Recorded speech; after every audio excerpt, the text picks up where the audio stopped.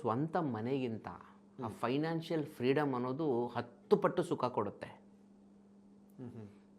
Okay, ಮನೆ any time ತೊಗೊಳ್ಬೋದು. ಒಂದು classic example ತೊಗೊಳ್ಳೋಣ. ಈಗ ನಿಮ್ಮದು ಟೇಕ್ ಹೋಮ್ ಸಂಬಳ 1,00,000, 30,000ನೇ ನನ್ನ ರೂಲ್ ಪ್ರಕಾರ 30,000 ಮೇಲೆ EMI ನೀವು ಕಟ್ಟೋ ಹಾಗಿಲ್ಲ. ಹಾಗಾಗಿ ನೀವು ಇವತ್ತು ಮನೆ ತೊಗೊಳ್ಳೋ ಹಾಗಿಲ್ಲ ನನ್ನ ಪ್ರಕಾರ. ಯಾಕಂದರೆ ನೀವು ಮನೆ ತೊಗೊಂಡ್ರೆ 70,000 EMI ಕಟ್ಟಬೇಕಾಗತ್ತೆ. ಅದು ಆಗಿಬಿಟ್ರೆ ನಿಮ್ಮ ಫ್ಯಾಮಿಲಿ ಮೇಲೆ ಸ್ಟ್ರೆಸ್ ಬೀಳುತ್ತೆ. ನಾಳೆ ಏನಾದರೂ ಸಮಸ್ಯೆಗಳು ಬಂತು, ಓಕೆ, ಖರ್ಚುಗಳು ಜಾಸ್ತಿ ಆಯಿತು, ನಿಮ್ಮ ಕೆಲಸ ಹೋಯಿತು ಅಂಥ ಸಿಚುವೇಷನಲ್ಲಿ ಸಖತ್ ಪ್ಯಾನಿಕ್ ಆಗ್ತಾರೆ.